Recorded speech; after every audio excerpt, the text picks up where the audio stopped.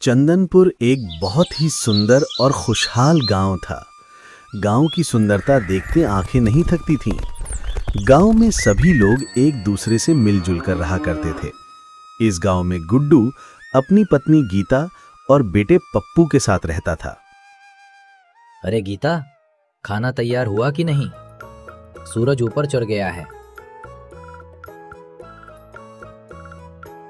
ये लो जी, गर्मा गर्म गोभी की सब्जी है। अब मत कहना कि बीवी प्यार नहीं करती। वाह, गोभी की खुशबू तो ऐसे लग रही जैसे स्वर्ग खुल गया हो। अब खेत जाऊं या 2 प्लेट और मांग लूं? पहले खेत जाओ, वरना खेत में घास उग जाएगी और तुम कहोगे गोभी ने टाइम बर्बाद कर दिया। गुड्डू कुल्हाड़ी हाथ में लेकर निकल जाता है। तभी रास्ते में गुड्डू के दोस्त मोहन और किशन मिलते हैं। अरे गुड्डू भाई, आज बड़ी देर लगा दी खेत जाने में। भाभी को खाना बनाने में देर लग गई थी क्या? हाँ रे, मेरी बीवी गोभी में प्यार डाल देती है, इसलिए टाइम लग गया। मजाक छोड़ो, इस बार ठंड जानलेवा होगी। सुना है पिछले साल से भी ज्यादा ठंड गिरने वाली है। अरे भाई, ठंड तो हर साल आती है, पर तुम लोग तो ऐसे डर रहे हो जैसे हिमालय यहीं उतर आएगा। डर ठंड का नहीं, हालात का है। हमारे पास ना कंबल ना रजाई, और ना ही इतने पैसे हैं कि नए कंबल और रजाई खरीद सकें।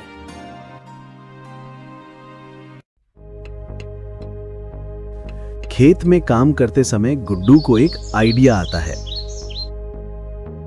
अगर इतनी ठंड आने वाली है तो सबको आग जलाने की लकड़ी चाहिए होगी, और अगर मैं अभी से लकड़ियां जमा कर लूं तो ठंड में सब मेरे पास लकड़ियां खरीदने आएंगे। हाँ, यही सही समय है पैसा कमाने का।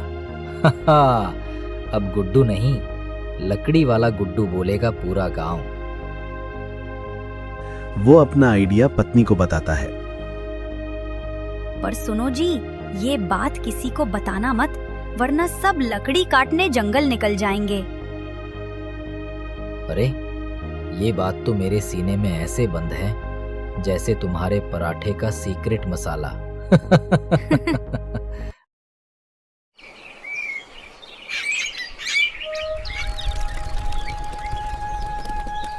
गुड्डू दूसरे दिन जंगल में लकड़ियां काटने निकल जाता है।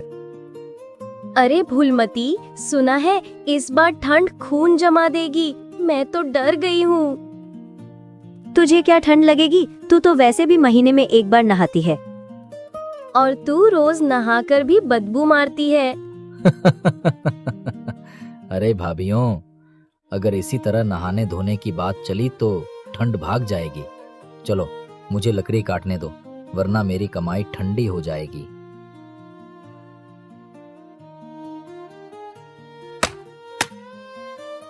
धीरे धीरे गुड्डू बहुत सारी लकड़ियां जमा कर लेता है, लेकिन गांव वालों को गुड्डू पर शक होने लगता है। अरे मोहन, गुड्डू रोज जंगल क्यों जा रहा है? कोई चोरी का धंधा तो नहीं करता कहीं? नहीं रे, गुड्डू बोला तो था बीवी को खाना बनाना पसंद है, पर इतनी लकड़ी तो होटल में भी नहीं लगती।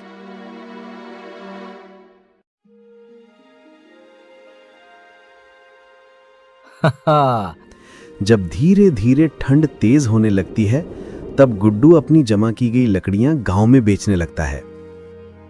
तो ये चाल थी इसकी। गुड्डू की कमाई देखकर मोहन और किशन भी जंगल जाकर लकड़ियां काटने का विचार करते हैं।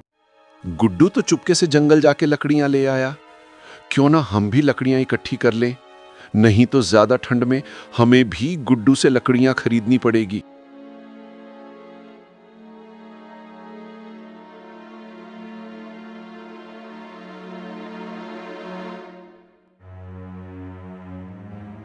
अगर सब जंगल चले गए तो मेरा धंधा बंद हो जाएगा। हे भगवान, कुछ कर दो। तभी अचानक बिजली कड़कती है और बारिश होने लगती है।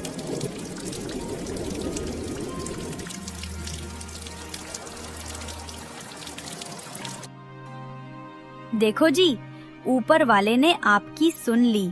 अब सारी लकड़ियां गीली हो गई होंगी। हाँ, अब तो 10 रुपए नहीं बल्कि 20 रुपए किलो बेचूंगा। इतना लालच ठीक नहीं, भगवान सब देख रहे हैं।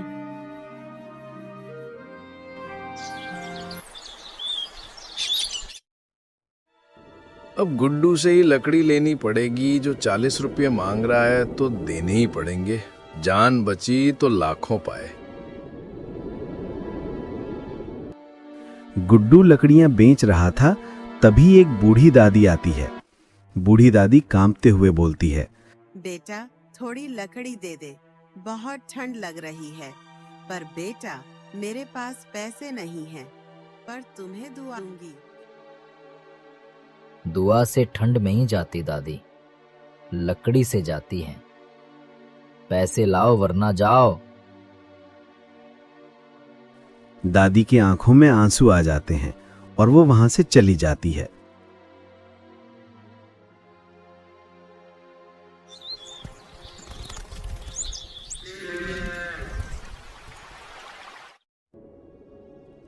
जब इंसान का दिल ठंडा हो जाए तो आग बाहर नहीं, घर में लगती है। पप्पू कांपते हुए ढेर के पास जाता है। बहुत ठंड लग रही है, क्या करूं? मम्मी तो बाहर आग ताप रही है। एक काम करता हूँ, मैं भी आग जला लेता हूँ। पप्पू लकड़ियों में आग जलाता है और आग धीरे धीरे पूरे घर में फैल जाती है। अरे नहीं। और पूरा घर जल जाता है।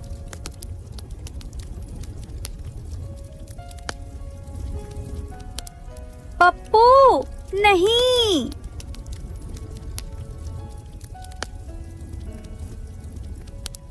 गीता मदद मांगती है पर कोई नहीं आता।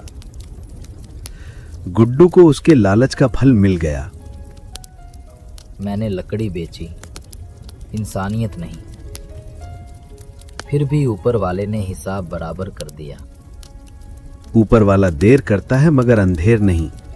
लालच की आग सब कुछ जला देती है। लकड़ी से आग जलती है पर लालच से घर जल जाते हैं।